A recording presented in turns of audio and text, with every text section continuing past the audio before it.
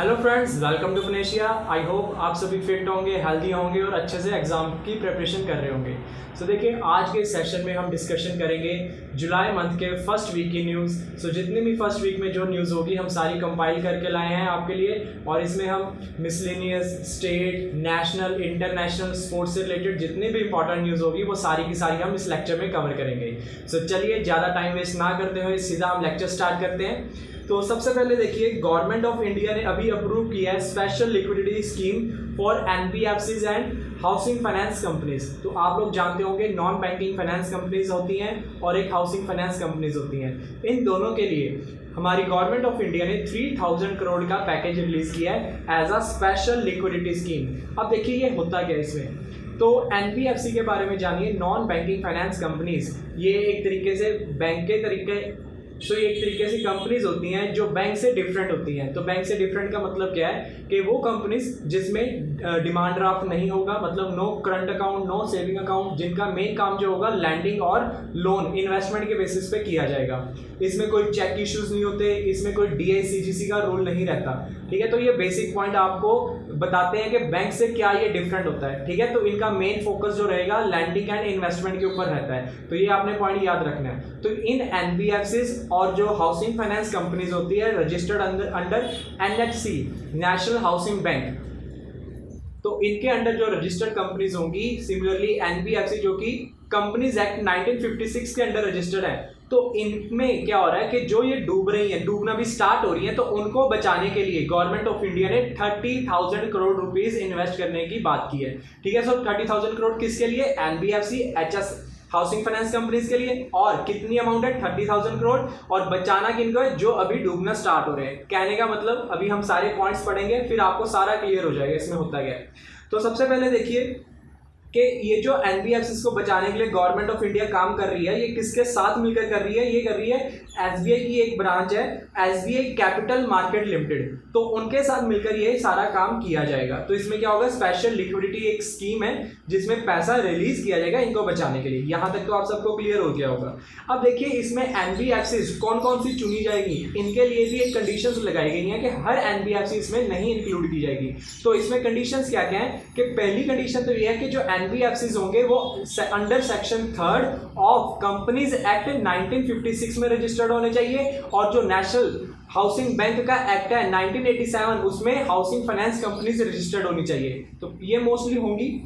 अगला पॉइंट जो इंपॉर्टेंट है, इसमें CAR रेशियो होती है, कैपिटल एडिक्वेसी रेशियो। तो कैपिटल एडिक्वेसी रेशियो जो होगी वो 15% एनबीएफसी के लिए और 12% हाउसिंग फाइनेंस कंपनीज के लिए, मतलब वो इनसे नीचे नहीं होना चाहिए। अब इसका मतलब क्या होता है? कैपिटल एडिक्वेसी रेशियो का मतलब होता है कि कैपिटल अपॉन रिस्क। अगर मैं फॉर्मूले की बात करूं, कैपिटल एडिक्वेसी रेशियो क्या होता है? कैपिटल अपॉन रिस्क, जिसमें जितना ज्यादा रिस्क होगा उसका जो CAR की वैल्यू उतनी कम होगी, है ना। तो हमें 15% से कम नहीं होनी चाहिए। अगर 15% से कम हो गया मींस उसमें रिस्क बहुत ज्यादा होगा। तो आप ये फॉर्मूला को समझिए, capital adequacy ratio is equal to capital upon risk. तो कैपिटल एडिक्वेसी रेशियो रिस्क के इनवर्सली प्रोपोर्शनल है। तो मतलब जिसमें जितना ज्यादा रिस्क होगा उसमें CAR की वैल्यू इतनी कम होगी। तो यहां पर कंडीशन लगा दी गई है एनबीएफसीज का जिनका CAR का परसेंट 15 से कम है उनको हम ये स्कीम में नहीं इंक्लूड करेंगे। सिमिलरली हाउसिंग फाइनेंस कंपनीज जिनका 12% से कम है उनको हम इंक्लूड नहीं करेंगे। एक कंडीशन तो ये होगी। दूसरी बात ये भी है, जिनका एनपीए 6% से ज्यादा है उनको भी नहीं इंक्लूड किया जाएगा। नॉन परफॉर्मिंग एसेट्स, जिसको स्ट्रेस्ड एसेट भी बोला जाता है, तो ये टर्म्स पूछ ली जाती है। स्ट्रेस्ड एसेट क्या होता है? तो 90 डेज, तो 90 डेज से ज्यादा जिनका रिकवरी नहीं हो रहा, कोई इंस्टॉलमेंट पे नहीं कर रहा, तो उनको एनपीए की कैटेगरी में इंक्लूड कर लिया जाता है। तो ये बैंकिंग के द्वारा काम किया जाता है। तो non performing assets 90 days cross कर जाए और जिन एनबीएफसीज का टोटल पिछले बैलेंस शीट में 6% से ज्यादा है तो उनको इंक्लूड नहीं किया जाएगा। तो ये पॉइंट बहुत इंपॉर्टेंट है। एक कंडीशन ये भी है कि पिछले 2 सालों में 1 साल तो मिनिमम उनको प्रॉफिट हुआ हो। तो उन एनबीएफसी जिनको पिछले 2 सालों में एक बार तो प्रॉफिट हुआ हो उनके लिए ये सारी स्कीम्स हैं। तो आप इन सभी को अगर इकट्ठे समझें कि ये जो government of India special liquidity scheme लेकर आई है ये किन के लिए लेकर आई है? स्पेसिफिक एनबीएफसीज और हाउसिंग फाइनेंस कंपनीज के लिए, हर एक के लिए नहीं है। और अमाउंट कितना है? 30,000 करोड़। ये अमाउंट अच्छे से याद रखना आप लोगों ने। सो 30,000 करोड़ अमाउंट है, ये इजिली आपको आपको अब समझ में आ चुका है। अब गवर्नमेंट जो होगी इनके बदले में क्या लेगी इनसे, तो आपने याद रखना है कॉमर्शियल पेपर्स होते हैं, ठीक है ना, कॉमर्शियल पेपर हो गए, फिर जैसे डिवेंचर्स होते हैं, ठीक है, डिवेंचर्स में भी स्पेशली नॉन कन्वर्टेबल डिवेंचर्स हो गए, ठीक है, जिसमें रिस्क हाई होता है, तो इनके बदले में गवर्नमेंट ऑफ इंडिया इनको ये अमाउंट दे देगी, ठीक है। और ये स्कीम कब तक लागू है, ये सितंबर 2020 तक, सितंबर 2020 तक, और डेट भी आपने याद रखना है 30 सितंबर 2020 तक एप्लीकेबल है, और उसके बाद रिकवरी वाला कंसेप्ट जो होगा उसके बाद स्टार्ट हो जाएगा, सो दिसंबर 2020 तक ये काम चलेगा। तो आई होप आपको ये पहली न्यूज हमारी अच्छे से समझ में आ चुकी है, जिसमें हमने ये समझा कि government of India 30,000 crore NBFCs and housing finance companies को दे रही है, और इसमें ये काम कर कौन रहा है, मेन इनके साथ मिलकर स्टेट बैंक ऑफ इंडिया की एक ब्रांच है जिसका नाम है SBI capital market limited. So I hope जितना आपको एग्जाम में पूछा जाएगा उतना हमने कवर कर लिया है, और इसमें हम एक्स्ट्रा क्या क्या पढ़ सकते हैं, एनबीएफसीज और हाउसिंग फाइनेंस कंपनी के बारे में भी एक्स्ट्रा पढ़ सकते हैं। जो हाउसिंग फाइनेंस कंपनी है वो किसके अंडर आती है, नेशनल हाउसिंग बैंक, जो कि 1988 में बना था, और उसका हेडक्वार्टर कहां पर है, न्यू दिल्ली में, और उसके इस समय एमडी कौन है, श्री राम, ठीक है, ये नाम आपने याद रखना है। चलिए अब हम करते हैं नेक्स्ट न्यूज। तो अगली न्यूज देखिए, government of India, government of Tamil Nadu and world bank sign agreement for housing project. अब देखिए इसमें मेन जो पॉइंट आपने याद रखने हैं कि तीन लोग इकट्ठे हो गए, तीन लोग नहीं मीन्स दो गवर्नमेंट और एक हमारी जो वर्ल्ड बैंक। तो देखिए दो गवर्नमेंट और एक वर्ल्ड बैंक मिलकर एक प्रोजेक्ट चला रहे हैं, कहां पर चला रहे हैं ये याद रखना है, तमिलनाडु में चला रहे हैं। कौन कौन इकट्ठा हुआ है, government of India, Tamil Nadu government and world bank, तो तीनों मिलकर क्या कर रहे हैं, हाउसिंग प्रोजेक्ट स्टार्ट कर रहे हैं तमिलनाडु में। तो आप लोगों ने प्रधानमंत्री आवास योजना सुनी होगी, ठीक है, जिसमें हमने हाउसिंग फॉर ऑल, ये जिसका मेन टाइटल है। तो इसमें देखिए क्या होगा, घर मतलब हर पर्सन के लिए, हर फैमिली के लिए घर होना चाहिए, ठीक है, तो इसके लिए स्कीम चलाई जा रही है। तो इसमें आपने इंपॉर्टेंट पॉइंट्स क्या क्या याद रखने हैं कि वर्ल्ड बैंक कितना पैसा यहां पर देगा इस प्रोजेक्ट के लिए, $250 मिलियन। तो ये अमाउंट आपने याद रखनी है, $250 मिलियन। ये स्पेसिफिक अमाउंट से एग्जाम में पूछ ली जाती है। 30,000 करोड़ गवर्नमेंट ऑफ इंडिया के द्वारा एनबीएफसीज के लिए, $250 मिलियन, ठीक है, किसके द्वारा, वर्ल्ड बैंक के द्वारा। किसमें, government of Tamil Nadu and India मिलकर कहां पर प्रोजेक्ट चलाएंगे, तमिलनाडु स्टेट गवर्नमेंट में, तमिलनाडु में, और वहां पर क्या होगा, हाउसिंग प्रोजेक्ट के लिए, स्पेसिफिक है किस पर्पस के लिए, हाउसिंग प्रोजेक्ट के लिए। तो ये पॉइंट आपने सारे याद रखने हैं। तो इसमें देखिए हम एक्स्ट्रा क्या क्या पढ़ सकते हैं, इसमें हम एक्स्ट्रा पढ़ सकते हैं तमिलनाडु के बारे में, वर्ल्ड बैंक के बारे में पढ़ सकते हैं। तो देखिए वर्ल्ड बैंक के बारे में आपको मैं बताता हूँ। वर्ल्ड बैंक जो बना था 1944 में बना था, इसका हेडक्वार्टर कहां पर है, वॉशिंगटन डीसी में है। वर्ल्ड बैंक के इस समय प्रेसिडेंट कौन है, डेविड मालपास। और आपने इसकी दो ब्रांचेस भी अच्छे से याद रखनी है, एक है IBRD international bank for reconstruction and development, और दूसरी है IDA इंटरनेशनल डेवलपमेंट एसोसिएशन। अब आगे इनके मेंबर भी पूछे जा सकते हैं। IBRD के मेंबर 189 है और IDA के मेंबर कितने हैं, 173, ठीक है, तो ये याद हो गया। एक और चीज, MD एंड CFO कौन है वर्ल्ड बैंक के, अंशुला कांत, ये भी पूछा जा सकता है, MD एंड CFO कौन है, अंशुला कांत। तो ये वर्ल्ड बैंक हमने जल्दी से कर लिया ना, इसका मोटो भी पढ़ लीजिए कि पूरी दुनिया की गरीबी हमने हटानी है। वर्ल्ड बैंक का क्या मोटो है, पूरी दुनिया की गरीबी हमने हटानी है, ठीक है जी। तो ये वर्ल्ड बैंक का हो गया। अब आ जाते हैं तमिलनाडु के पास। तो तमिलनाडु के में देखिए क्या क्या है, तमिलनाडु की कैपिटल चेन्नई, ठीक है, और हम इंपॉर्टेंट पढ़ेंगे तमिलनाडु के CM कौन है, E.K. पलानीस्वामी, ठीक है, तमिलनाडु के CM कौन है, E.K. पलानीस्वामी। वहां के गवर्नर कौन है, बनवारी लाल पुरोहित, ठीक है। तो ये हमने इंपॉर्टेंट पॉइंट पढ़ लिए किसके, तमिलनाडु के बारे में। अब इसमें और चीज हम एक्स्ट्रा पढ़ सकते हैं, इनके नेशनल पार्क्स, ठीक है, तमिलनाडु के नेशनल पार्क। आप लोगों को ध्यान रखना है, एक होता है रिजर्व, एक होता है वाइल्ड लाइफ सेंचुरी, एक होता है नेशनल पार्क। तो सबसे इंपॉर्टेंट क्या होते हैं, नेशनल पार्क। तो पूरे इंडिया में नियर बाई 104-5 के करीब है नेशनल पार्क, और आपको इसमें से क्वेश्चन जरूर मिलेंगे, ठीक है, बहुत बार आपको नेशनल पार्क से क्वेश्चन पूछ लिए जाते हैं। और अब मैं आपको बताता हूँ इसमें नेशनल पार्क कौन कौन से आते हैं। तो देखिए सबसे पहले अन्नामलाई, मुद्दुमलाई, मुकुर्थी, गल्फ ऑफ मन्नार, एक आता है गुंडी। तो टोटल 5 नेशनल पार्क हैं तमिलनाडु में, और अच्छे से याद कर लेने। और मैं अभी आपको याद कराता हूं। सबसे पहले क्या है, मलाई, मलाई से याद रख लीजिए, अन्नामलाई, मुद्दुमलाई, दोनों याद हो गए। तो इसको खाने कौन आ गया, गुंडा, कोई गुंडा होगा, गुंडी, ठीक है, गुंडी याद हो गया। फिर उसका मुकुर्थी, मुख से खाया, मुकुर्थी, ठीक है, मुकुर्थी याद हो गया। और लास्ट में गल्फ ऑफ मन्नार, तो इजीली है, इजी है याद रखना, वो हमें वैसे ही पता है। सो अन्नामलाई, मुद्दुमलाई, मुकुर्थी और गुंडी, और लास्ट में गल्फ ऑफ मन्नार। तो 5 नेशनल पार्क है, इजीली आपने तमिलनाडु का याद भी कर लिए, ठीक है। न्यूज क्या थी, government of India, government of Tamil Nadu, world bank, तीनों ने मिलकर क्या करना है, हाउसिंग प्रोजेक्ट कहां पर, तमिलनाडु में, कितने का, $250 मिलियन का, ठीक है। इसमें ज्यादा डीप में जाने की जरूरत नहीं है। अगली न्यूज देखिए, इंडिया और बांग्लादेश मिलकर ज्वाइंट वेंचर बनाएंगे। तो ज्वाइंट वेंचर होता क्या है? तो ज्वाइंट वेंचर का मतलब होता है किसी पर्टिकुलर स्पेसिफिक टास्क के लिए दो या दो से ज्यादा कंपनीज मिलकर काम करें, ठीक है ना, उसको हम बोलते हैं ज्वाइंट वेंचर। तो इंडिया और बांग्लादेश मिलकर काम कर रहे हैं, कहां पर कर रहे हैं? बांग्लादेश में करेंगे। वहां पर होगा क्या कि वहां पर जो ऑयल है ना उसके प्राइसेस बहुत ज्यादा है, तो उसको अफोर्डेबल करने के लिए इंडियन ऑयल कॉर्पोरेशन, आईओसी जो कंपनी है इंडिया की, इंडियन ऑयल कॉर्पोरेशन बांग्लादेश में जाकर उनमें क्या कहते हैं इंफ्रास्ट्रक्चर में हेल्प करेगी, उनकी जो कंस्ट्रक्शन एक्टिविटी होगी सच दैट वहां पर जो ऑयल का जो प्राइस है उसको अफोर्डेबल करा सके, ठीक है। तो इंडिया के इसमें हम याद क्या रखेंगे, हमारा पेट्रोलियम डिपार्टमेंट यूज हो रहा है, तो पेट्रोलियम मिनिस्टर कौन है? हमारे धर्मेंद्र प्रधान, और उन्होंने इस काम को इनॉग्रेट किया, ठीक है। तो चलिए देख लेते हैं, India Bangladesh forms LPG joint venture. तो लिक्विफाइड पेट्रोलियम गैस के लिए लिक्विफाइड पेट्रोलियम गैस के लिए ज्वाइंट वेंचर बनाया गया इंडिया और बांग्लादेश के द्वारा, ठीक है।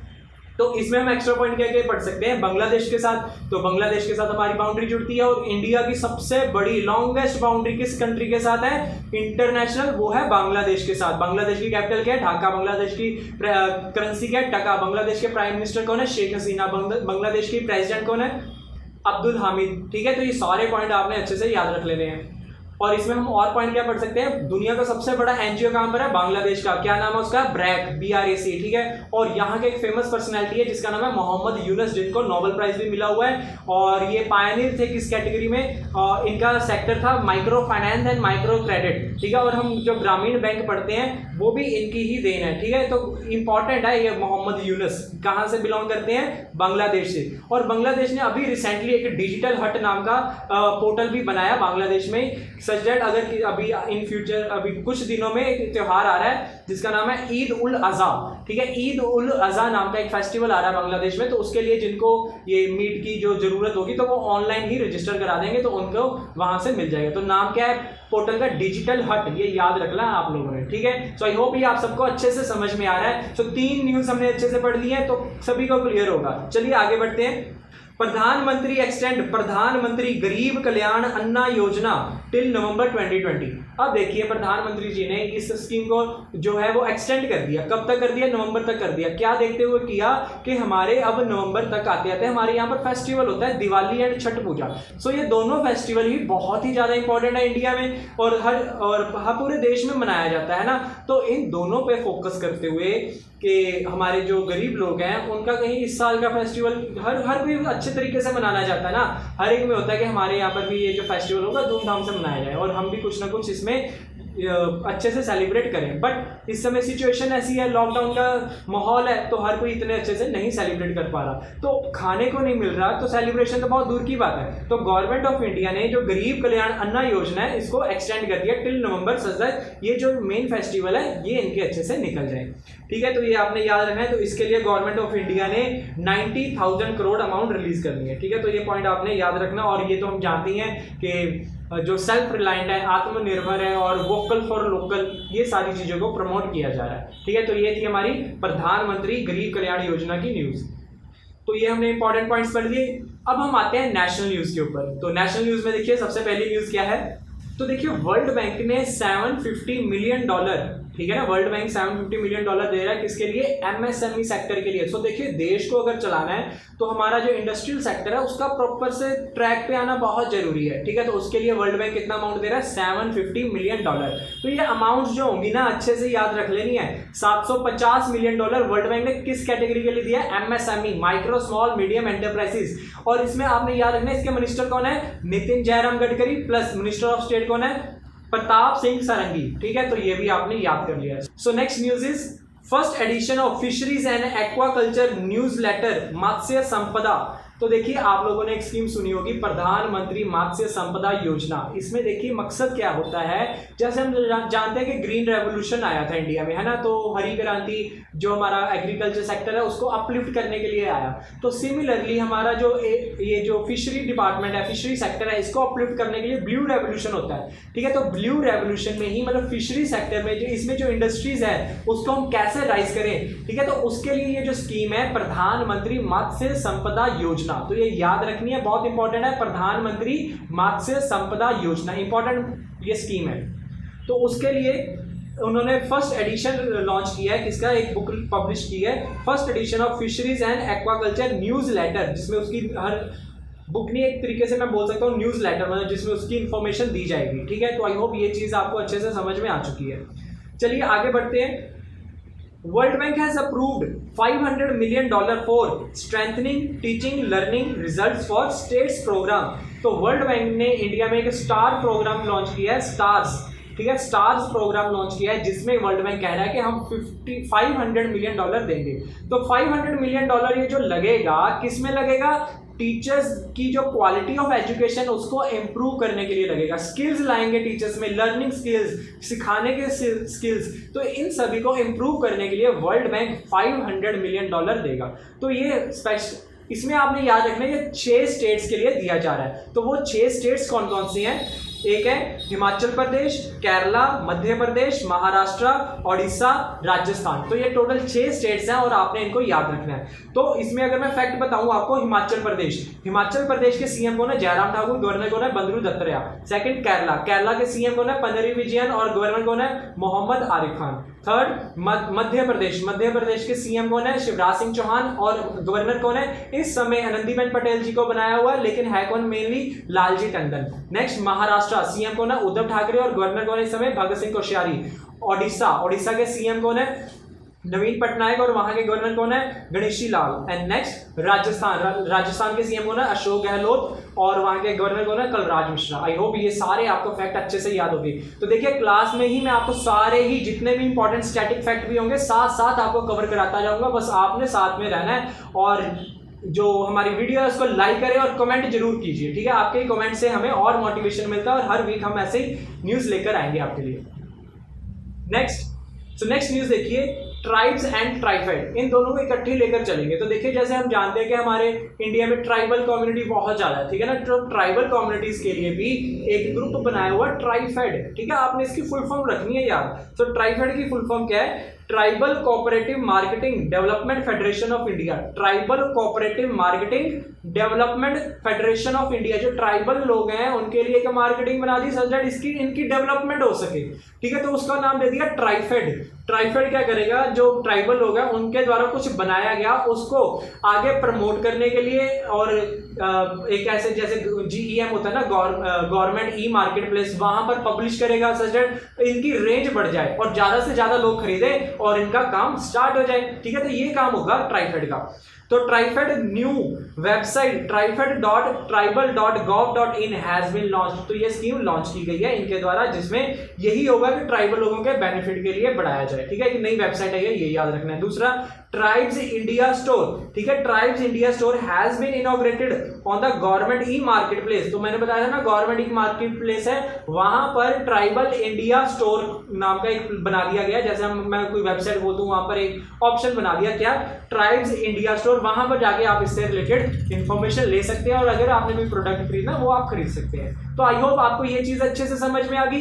अब यहाँ पर एक स्टैटिक फैक्ट ये निकल कर आता है कि ट्राइबल अफेयर मिनिस्टर कौन है इंडिया में। सो इंडिया के ट्राइबल अफेयर मिनिस्टर कौन है, अर्जुन मुंडा। तो ये नाम आपने याद रखना, अर्जुन मुंडा। सो इनके चेयरमैन कौन है, रमेश चंद मीना। तो ये रमेश चंद मीना कौन है, ट्राइफेड के चेयरमैन। आई होप ये आपको अच्छे से याद हो गया। तो अब हम आते हैं स्टेट्स इन न्यूज में। तो हमारा टाइटल क्या है, स्टेट्स इन न्यूज। अभी हमने पढ़ा नेशनल न्यूज, अब हमारा टाइटल है स्टेट्स इन न्यूज। तो सबसे पहली न्यूज देखिए क्या है स्टेट्स के according, Uttarakhand forest department has developed India's first लिचिन park in Kumaon Munsiyari Pithoragarh district. तो सिंपल सी भाषा में आ जाएगी, उत्तराखंड है, उत्तराखंड में बहुत ज्यादा जंगल है और बहुत फॉरेस्ट रीजन है, वहां पर बहुत सारे नेशनल पार्क भी हैं, वाइल्ड लाइफ सेंचुरीज भी हैं। तो सिंपल सी बात है, उत्तराखंड में लिचिंग होता है ना, जो पत्थरों के ऊपर जम जाते हैं ग्रीन सी, ठीक है, जो लिचिन होगा वो वहां पर बहुत ज्यादा होगा, तो उसके ऊपर भी एक हमारा नेशनल पार्क है। तो इंडिया का पहला लिचिन पार्क खोला गया, कहां पर खोला गया, उत्तराखंड के किस जिले में, पिथौरागढ़ में, वहां पर भी कहा कमाऊं में, ठीक है, तो ये आपने याद रखना है। सो कमाऊं रीजन के पिथौरागढ़ जिले में उत्तराखंड में लिचिन पार्क खोला गया, ठीक है, इंडिया का पहला, ठीक है। अब एक्स्ट्रा पॉइंट पे आ जाइए, उत्तराखंड की बात हो गई, उत्तराखंड की कैपिटल क्या है, देहरादून, ठीक है। आप मुझे जल्दी से बताइए, अभी रिसेंटली उत्तराखंड की नई समर कैपिटल बनाई है, बहुत इंपॉर्टेंट है, तो बताइए, एग्जाम में पूछी जाएगी आपसे, ठीक है, क्योंकि जब से ये बनाई है तब से कोई हमारा करंट अफेयर से रिलेटेड एग्जाम हुआ नहीं है। तो एग्जाम जब होगा तब आपको ये क्वेश्चन पूछा जाएगा कि उत्तराखंड की समर कैपिटल अभी नई कौन सी बनाई गई है, तो आपने मुझे कमेंट सेक्शन में बताना है, ठीक है। तो इसमें देखिए उत्तराखंड ने ये करने वाला भारत में पहला ऐसे बनाया। और एक्स्ट्रा फैक्ट है, उत्तराखंड के सीएम कौन है? त्रिवेंद्र सिंह रावत। गवर्नर कौन है? बेबी रानी मौर्य। और यहाँ के अगर मैं आपको नेशनल पार्क्स की बात करूँ, यहाँ पर इंपॉर्टेंट नेशनल पार्क है, अच्छे हैं, काफी हैं, 6 के करीब हैं। तो नंदा देवी है एक, ठीक है, राजाजी नेशनल पार्क है, कॉर्बेट नेशनल पार्क है, गोविंद नेशनल पार्क है, और गंगोत्री नेशनल पार्क है, और वैली ऑफ फ्लावर। तो ये 6 नेशनल पार्क कहाँ के फेमस है? उत्तराखंड के। तो ये आपने याद कर लेने हैं, ठीक है, अच्छे से आपको याद हो चुके होंगे। चलिए अब हम बढ़ते हैं नेक्स्ट न्यूज की तरफ। तो Maharashtra government has launch the world's largest plasma therapy trial project Platina. तो सिंपल सी बात है, बहुत सारी स्कीम्स आ चुकी हैं कोविड-19 से रिलेटेड, हमने उनको मेन चीजों को याद कर लेना है। तो सबसे पहले देखिए, अभी महाराष्ट्र की बात होगी। महाराष्ट्र के बारे में हम जानते हैं, मुंबई कैपिटल है, सीएम उद्धव ठाकरे, गवर्नर कौन है? भगत सिंह कोश्यारी। अब आते हैं इनकी न्यूज के ऊपर। इन्होंने इनकी न्यूज क्या है कि कोविड-19 से रिलेटेड प्लाज्मा थेरेपी के लिए एक इन्होंने स्कीम लॉन्च की है, जिसका नाम क्या है? प्लाज्मा थेरेपी के लिए project Platina. So project Platina नाम की इन्होंने स्कीम लॉन्च की है। तो प्रोजेक्ट प्लेटिना किस स्टेट गवर्नमेंट ने लॉन्च की है? आपने याद रखना है, महाराष्ट्र स्टेट गवर्नमेंट ने। आई होप आपको ये अच्छे से समझ में आ रही है, क्लियर है। सो अब हम चलते हैं अगली न्यूज की तरफ। तो अगली न्यूज मध्य प्रदेश से रिलेटेड है। तो मध्य प्रदेश देखिए बहुत ही बड़ा स्टेट है, और इंडिया में अगर फॉरेस्ट की बात की जाए, सबसे ज्यादा फॉरेस्ट इंडिया में कहां पर है? मध्य प्रदेश में। और अगर डेंसिटी की बात की जाए, फॉरेस्ट डेंसिटी की बात की जाए, सबसे ज्यादा फॉरेस्ट डेंसिटी वाइज किस स्टेट में? मिजोरम में 85% से भी ज्यादा है, ठीक है। तो इस साल फॉरेस्ट सर्वे हुआ था, तो उसमें इसकी रिपोर्ट के अकॉर्डिंग मैं आपको बता रहा हूँ, ठीक है। अब जो बात मैं कर रहा हूँ आपको मध्य प्रदेश से रिलेटेड जो न्यूज है वो ये है कि अभी इन्होंने नया कैंपेन स्टार्ट किया है, किल कोरोना। तो मध्य प्रदेश बात कर लो, इतनी ज्यादा गवर्नमेंट स्कीम्स ये लॉन्च करते जा रहे हैं, तो हमने ये सारी याद करनी पड़ेगी एग्जाम के लिए। तो मेन जो है मैं आपको रिवाइज करा देता हूँ। तो हमने बहुत स्कीम्स पढ़ ली हुई हैं। एक है किल कोरोना, अभी जो मैंने बताया। इसके बाद हम पढ़ेंगे हमारा घर हमारा विद्यालय, एक है इनकी संजीवनी क्लिनिक, एक है FIR आपके द्वार, ठीक है, एक इनकी स्कीम है इंतजार आपका, जो कि मिनिस्ट्री ऑफ टूरिज्म के द्वारा लॉन्च की गई है, इंतजार आपका, ठीक है। फिर उसके बाद इनकी स्कीम है जीवन अमृत योजना, जीवन शक्ति योजना। जीवन अमृत योजना में क्या था? त्रिकुट चूर्ण दिया जाएगा, ठीक है, मतलब इम्यून सिस्टम को इंप्रूव करने के लिए चूर्ण दे रहे हैं गवर्नमेंट, तो त्रिकुट चूर्ण के लिए जीवन अमृत योजना। ऐसे जीवन शक्ति योजना, ऐसी एक स्कीम आई है चरण पादुका स्कीम, ठीक है। अभी रिसेंटली इन्होंने गवर्नमेंट स्कीम लॉन्च की है रोको टोको स्कीम। ये मैं आपको नेक्स्ट वीक में भी आपको कराऊंगा, अगली वीडियो में भी। रोको टोको स्कीम मतलब अगर कोई मास्क नहीं पहन रहा तो उनको रोको टोको, भाई साहब आप मास्क पहनिए, ठीक है। तो ये मध्य प्रदेश में ये सारी चीजें चल रही हैं। तो ये सारी गवर्नमेंट स्कीम्स जितने भी होंगे आपने अच्छे से याद रखना। और पीछे हमने पढ़ा महाराष्ट्र में कौन सी चल रही है? प्लाज्मा थेरेपी के लिए प्रोजेक्ट प्लेटिना, ठीक है। प्लाज्मा थेरेपी में एक और पॉइंट याद रखना है, इंडिया में सबसे पहले प्लाज्मा थेरेपी के ऊपर काम करने वाली स्टेट कौन सी थी? केरला।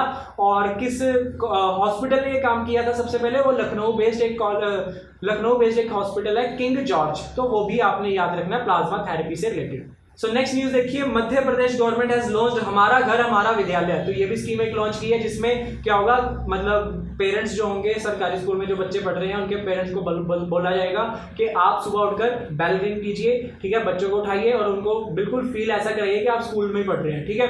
तो हमारा घर हमारा विद्यालय, ठीक है। तो ये पॉइंट आपने याद रखना है। एक और मैं यहाँ पर पॉइंट मुझे याद आ गया कि अभी IIT कानपुर ने एक मोबाइल मास्टर जी नाम की ऐप लॉन्च की है, ठीक है। मोबाइल मास्टर जी किसने लॉन्च किया? IIT कानपुर। तो देखिए HRD डिपार्टमेंट बहुत स्कीम्स लेकर आ रहा है, IITians ने तो बहुत लंबी लिस्ट बना दी हुई है, ठीक है। तो ये भी मैं आपके लिए लेकर आऊंगा बहुत जल्द। तो आपको पहले तो ये अच्छे से प्रिपेयर कर लेना है। तो आज का लेक्चर आपके लिए बहुत ज्यादा नॉलेजेबल है, अच्छे से सारे पॉइंट्स आप प्रिपेयर कर लीजिए, क्लियर है जी। तो चलिए आगे बढ़ते हैं। कर्नाटका में अब आ जाइए। Karnataka government has launched a portal called skill connect forum to connect job seekers. तो देखिए अब वो क्या रहा है कि हर जगह पर जो एम्प्लॉयमेंट की प्रॉब्लम आ रही है, तो जो बाहर से हमारे स्टेट में वापस आ गए तो उनके पास रोजगार नहीं है, तो उनको रोजगार देने के लिए कर्नाटका गवर्नमेंट ने क्या लॉन्च किया? स्किल कनेक्ट फोरम, ठीक है। तो ये पॉइंट आपने याद रखना है। नेक्स्ट न्यूज देखिए केरला के रिलेटेड है। तो केरला ने भी यही काम किया, ड्रीम केरला प्रोजेक्ट। तो जो स्ट्रैंडेड पीपल थे आउटसाइड द कंट्री, तो वो जब वापस आए तो उनके लिए केरला की गवर्नमेंट ने क्या किया, ड्रीम केरला प्रोजेक्ट स्टार्ट कर दिया कि जो बाहर से वापस आए उनके लिए हम रोजगार की तैयारी बंदोबस्त करके रखें। तो बाहर से इंडिया में आएंगे तो अलग अलग स्कीम्स के अकॉर्डिंग आएंगे, कोई प्लेन से आएगा, कोई शिप से आएगा। आप लोगों ने स्कीम सुनी होगी ना, समुद्र सेतु इंडियन नेवी के द्वारा आई, ठीक है। ऐसे बहुत सारी गवर्नमेंट स्कीम्स चल रही है, तो आपको ध्यान रखना पड़ेगा। तो चलिए नेक्स्ट न्यूज देखते हैं।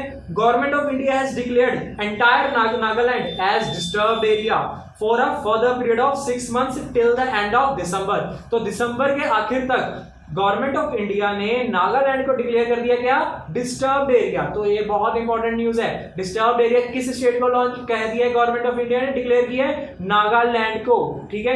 अब इसमें क्या कर रहे हैं, आफ्सपा द्वारा लगा दिया हुआ है, armed forces special power act जो है ये लगा दिया हुआ है नागालैंड में, जिसके तहत वो कहीं पर भी सर्च कर सकते हैं, किसी को भी टारगेट कर सकते हैं, ठीक है। तो ये सारी चीजें कर सकते हैं, ये पावर मिल जाती है आर्म्ड फोर्सेज को इस एक्ट के थ्रू, ठीक है। और इस एक्ट को कंट्रोल करने के लिए कई बार मीटिंग भी हुई है, 2015 में भी लास्ट मीटिंग हुई थी, लेकिन उसका कोई भी सोल्यूशन नहीं निकल पा रहा। तो ये दोबारा डिस्टर्ब्ड एरिया डिक्लेयर कर दिया नागालैंड को 6 महीनों के लिए। तो ये पॉइंट याद रखना है, किस स्टेट को किया है, नागालैंड को, ठीक है। और आप इनके सीएम और गवर्नर के बारे में बताइए, और इनकी कैपिटल है कोहिमा। चलिए आगे बढ़ते हैं।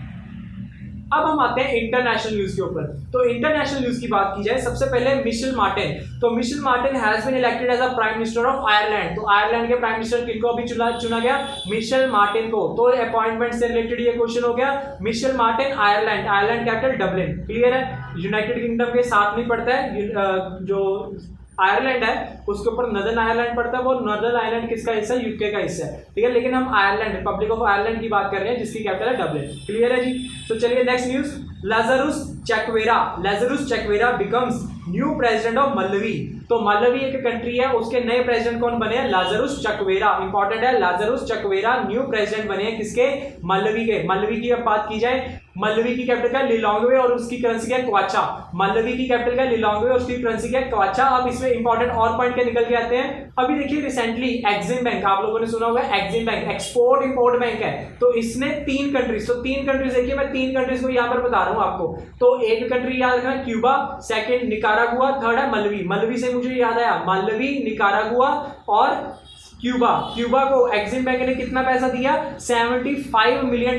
तो क्यूबा को एक्सिम बैंक ने $75 मिलियन का एलएसी लाइन ऑफ क्रेडिट दिया। सेकंड नंबर पे आता है निकारागुआ को 20.10 मिलियन क्या कह रहे हैं, एलएसी दे रहा है कौन, Exim bank. And third number पे कौन सा रहा है, मलवी को $216 मिलियन दे रहा है एक्सिम बैंक। आई होप ये चीज भी आपको अच्छे से क्लियर हो चुकी है। तो चलिए नेक्स्ट आगे देखिए, Pakistan army has appointed major general Nigar Johar as first female lieutenant general.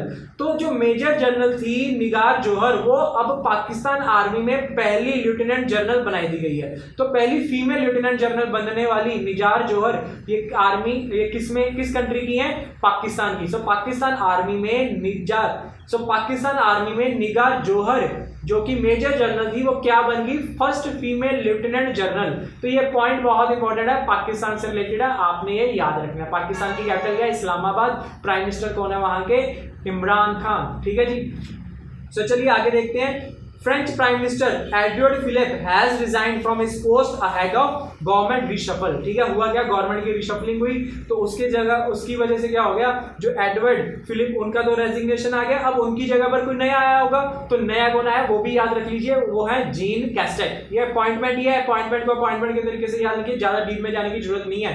तो फ्रांस के नए प्राइम मिनिस्टर कौन बने, जीन कैस्टेक, और हटे कौन है, एडवर्ड फिलिप। और वहां पर फ्रांस की कैपिटल क्या है, पेरिस। फ्रांस के प्राइम प्रेसिडेंट कौन है, एमेनुअल मैक्रोन। वहां पर देखिए इंपॉर्टेंट ऑर्गेनाइजेशन की अगर मैं बात करूं, यूनेस्को है, ठीक है, OECD है, इंटरपोल का हेडक्वार्टर वहां पर मिल जाएगा पेरिस में, और भी ऐसे बहुत सारी ऑर्गेनाइजेशन है। एक हमने लास्ट वीक में पढ़ा था इंटरनेशनल ट्रांसपोर्टेशन फर्म ऐसी कुछ थी एक ऑर्गेनाइजेशन, उसका हेडक्वार्टर भी आपको पेरिस में ही मिलेगा। और बहुत सारी ऑर्गेनाइजेशंस हैं वहां पर जिसका हेडक्वार्टर हमें पेरिस में मिल जाता है, और ये मैं एक लिस्ट में आपको सारा एक दिन करवा दूंगा, लेकिन अभी के लिए यूनेस्को सफिशिएंट है। फिर उसके बाद हमने पढ़ा OECD, इंटरपोल, ठीक है, तो ये आपने याद रखना है, यूनेस्को में पेरिस में इनके हेडक्वार्टर है। सो चलिए नेक्स्ट न्यूज देखिए। President of Russia Vladimir Putin has recorded a victory in recently headed presidential polls and he is set to stay in power in 2036। तो 2036 तक व्लादिमीर पुतिन अब वहां पर राष्ट्रपति पक्के हैं, ठीक है ना। व्लादिमीर पुतिन रशिया के प्रेसिडेंट टिल 2036 बन चुके हैं। प्राइम मिनिस्टर कौन है रशिया के? मिखाइल मुश्ताकिन, ठीक है। मिखाइल मुश्ताकिन क्या है? प्राइम मिनिस्टर ऑफ रशिया, और वहां की कैपिटल क्या है? मॉस्को। वहां की करेंसी क्या है? रूबल। और क्या होता है? ये मेन चीजें होती है, ये आपको याद है, ठीक है। तो ऐसे आपने सारे फैक्ट अच्छे से याद कर लिया करने हैं, क्लियर है जी। सो चलिए आगे बढ़ते हैं। The central banks and supervisors network for greening the financial system has joined by Asian Development Bank as an observer। तो देखिए जितने भी सेंट्रल बैंक है वर्ल्ड में प्लस उनका और network for grinning the financial system, मतलब पूरी दुनिया में क्लाइमेट चेंज हो रहा है, क्लाइमेट को बचाने के लिए, क्लाइमेट के ऊपर कंट्रोल करने के लिए, उसके लिए फंड रिलीज करने के लिए एक ऑर्गेनाइजेशन है network for grinning the financial system, plus central banks होंगे, उन सब वो काम कर रहे हैं क्लाइमेट के ऊपर। तो उनके ऊपर भी एक ऑब्जर्वर, एक नजर रखने वाला कौन बना दिया गया? ADB, एशियन डेवलपमेंट बैंक, जो बना था 1966 में। इसका हेडक्वार्टर कहाँ पर है? Manila, Philippines. जिसके इस समय प्रेसिडेंट कौन है? मात्सुगु आसाकावा। इसके मेंबर कितने हैं? 68। और इसका अभी वाइस प्रेसिडेंट कौन बना है? ये आपके लिए होमवर्क है, ठीक है। आपने बताना है मुझे कि इनके नए वाइस प्रेसिडेंट कौन बने ADB के, ठीक है, और वो इंडियन है, ठीक है जी ना। इंपॉर्टेंट हो गया। जैसे अभी अपॉइंटमेंट्स हो रही है ना, बहुत सारी अपॉइंटमेंट्स हुई हैं, जैसे vice president of NDB, new development bank, आप जानते हो, ब्रिक्स बैंक जिसको बोला जाता है, न्यू डेवलपमेंट बैंक है। अभी वाइस प्रेसिडेंट इंडियन बने हैं। पहले प्रेसिडेंट थे KV कामत, वो अब हट गए, अब नए प्रेसिडेंट बने, और उसके साथ जो वाइस प्रेसिडेंट बने वो इंडियन बने हैं, अनिल किशोर। तो जो इंडियन हो गए वो हमारे लिए इंपॉर्टेंट है, ठीक है। मैं आपको साथ साथ बताता रहूंगा। नेक्स्ट न्यूज देखिए। अब अपॉइंटमेंट, स्पेशल कैटेगरी ही अपॉइंटमेंट है, तो अपॉइंटमेंट में देखिए न्यूज। तो सबसे पहले IAS विनी महाजन। तो IAS है विनी महाजन, वो पंजाब की फर्स्ट वुमेन चीफ सेक्रेटरी बनी है। पंजाब स्टेट की फर्स्ट वुमेन चीफ सेक्रेटरी कौन बनी है? IAS विनी महाजन। तो ये पॉइंट आपने अच्छे से याद रखना है, ठीक है। IAS विनी महाजन पंजाब की पहली वुमेन चीफ सेक्रेटरी बनी है, ठीक है। पंजाब की कैपिटल क्या है? चंडीगढ़। पंजाब के CM कौन है? हमारे कैप्टन अमरिंदर सिंह। गवर्नर कौन है? VP सिंह बदनौर, ठीक है। पंजाब में टोटल 22 डिस्ट्रिक्ट है, 117 विधानसभा की सीटें हैं, 13 लोकसभा की और 7 राज्यसभा की सीटें हैं, ठीक है। और इसकी इंटरनेशनल बाउंड्री एक ही है पाकिस्तान के साथ, और इसकी स्टेट बाउंड्री नॉर्थ में देखा जाए जम्मू कश्मीर, थोड़ा नॉर्थ ईस्ट में देखा जाए, ईस्ट साइड में देखा जाए हिमाचल प्रदेश, साउथ या थोड़ा साउथ में देखा जाए तो हरियाणा है, साउथ वेस्ट में देखा जाए राजस्थान टच करता है, फाजिल्का और मुक्तसर को। तो ऐसे हम पूरी बाउंड्रीज भी अगर आप स्टेट लेवल का प्रिपेयर कर रहे हो तो आपने ऐसे क्वेश्चन भी प्रिपेयर कर लेने हैं। तो पंजाब कैपिटल चंडीगढ़, तो ये आपको पॉइंट याद है। अभी रिसेंटली रामसर साइट्स में 10 साइट्स इंक्लूड की गई थी, जनवरी मंथ की न्यूज है कि रामसर में 10 साइट्स इंक्लूड की गई। उससे पहले 27 थी, तो अब कितनी हो गई है? 37, ठीक है। उससे पहले कितनी थी? 27, अब कितनी हो गई है? 37। तो कितनी इंक्लूड की गई है? 10 साइट्स इंक्लूड की है। रामसर साइट्स में वेटलैंड साइट्स आती हैं, तो उसमें से याद रखना है, एक है महाराष्ट्र से, 3 है पंजाब से, और 6 है यूपी से। तो ये सारी न्यूज आपने याद रखनी है। रामसर साइट्स, रामसर एक कन्वेंशन हुआ था 1971। रामसर एक शहर है ईरान में रामसर शहर, जहां पर ये बातचीत हुई थी कि हमने दुनिया में जो वेटलैंड साइट्स है, चाहे वो पोन्ड्स हो, लेक्स हो, इनको प्रिजर्व करना है। ये सोर्स है फ्रेश वाटर के, तो इनको बचाने के लिए कन्वेंशन किया गया 1971 में। कहां पर? रामसर में। तो इसलिए इनको बोला जाता है रामसर साइट्स। इंडिया में टोटल अब कितनी है? 37, 10 नहीं इंक्लूड की है, एक महाराष्ट्र, 3 जो है पंजाब, टोटल होगी 4, और जो बाकी 6 बची थी तो वो 6 कौन सी है? उत्तर प्रदेश में। तो ये आपने याद है, टोटल 10 हो चुकी है। चलिए आगे देखते हैं। Appointment committee of cabinet has approved the reappointment of solicitor general Tushar Mehta for a period of 3 years, ठीक है। तो 3 इयर्स के लिए तुषार मेहता को अपॉइंट किया गया एज अ सॉलिसिटर जनरल, ठीक है। तो ये आपने पॉइंट याद कर लिया। इसको second highest law officer of the country बोला जाता है, ठीक है। तो कौन है ये? Solicitor general. और टॉप पे कौन होता है? Attorney general. और उनका भी टाइम पीरियड एक्सटेंड कर दिया, वो कौन है? के वेणुगोपाल। तो ये पॉइंट आपने याद रखना है। Sorry, K Venugopal time period has been extended for a period of 1 year, ठीक है। और आर्टिकल 76 के अकॉर्डिंग ये पॉइंट हमारे जो अटॉर्नी जनरल होता है उनका जिक्र किया जाता है, आर्टिकल 76। ये पॉइंट आपने याद रखना है। नेक्स्ट, अभी रिसेंटली डायरेक्टर जनरल बनाया गया Indian institute of mass communication को। इसमें तो आपने सीधा याद ही रखना है, प्रोफेसर संजय द्विवेदी जी को अभी अपॉइंट किया गया director general institute of mass communication, ठीक है। तो आपको ये भी याद हो गया।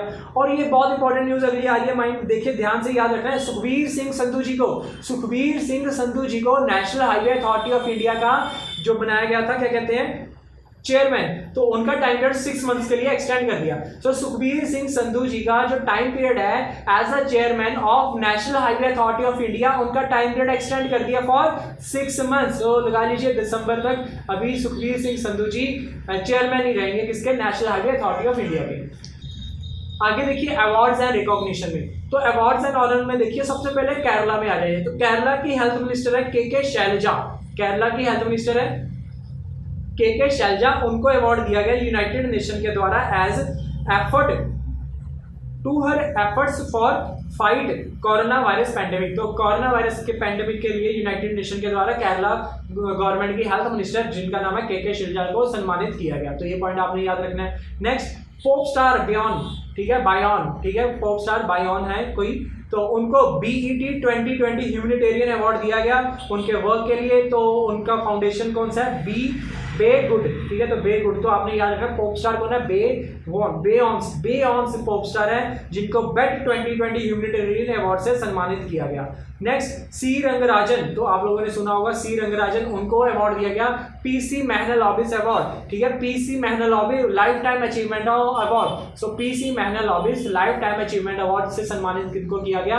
हमारे पुराने फॉर्मर RBI गवर्नर जिनका नाम है सी रंगराजन जी को लाइफ टाइम अचीवमेंट अवार्ड से सम्मानित किया गया PC मेहनलॉबिस, जिनकी याद में स्टैटिस्टिक्स डे मनाया जाता है हर साल 29 जून को, ठीक है जी।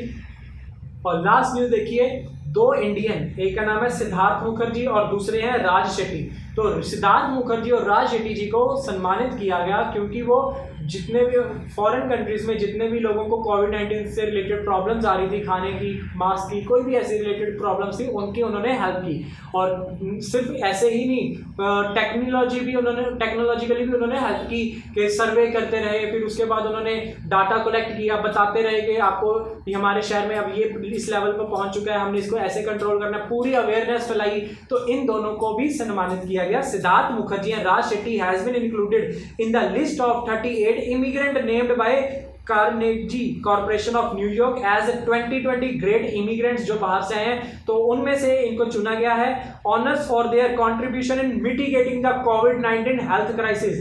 तो इनको मिटिगेट करने के लिए, कंट्रोल करने के लिए, तो रिड्यूस करने के लिए, तो इनको दोनों को चुना गया। ये नाम याद रखने हैं, 2 व्यक्ति हैं, Siddharth Mukherjee and Raj Shetty. I hope आपको ये सारी चीजें अच्छे से समझ में आ गई हैं, कोई ज्यादा कंफ्यूजन या प्रॉब्लम नहीं आ रही होगी। अगर आ भी रही है, मैं हूं ना, पूछ लीजिए हमसे, ठीक है। कोई भी डाउट हो आपने क्वेश्चन हमसे पूछ लेने हैं, और जब भी कोई डाउट हो, प्रॉब्लम हो, आप हमसे सीधा कमेंट सेक्शन में मैसेज कीजिए, हम आपका रिप्लाई करेंगे, ठीक है। सो आई होप आपको ये लेक्चर अच्छे से समझ में आया होगा और सारी न्यूज़ पूरी डिट्टो एकदम पूरे दिमाग में फंस चुकी है, ठीक है। इसको दोबारा रिवाइज कर लीजिएगा, न्यूज़ आपको प्रॉपरली समझ में आ चुकी है। सो आई होप आपको हमारा लेक्चर बहुत पसंद लगा। अगर अच्छा लगा इसको शेयर कीजिए, लाइक कीजिए, कमेंट कीजिए, और don't forget to press bell icon. Thank you and have a nice day.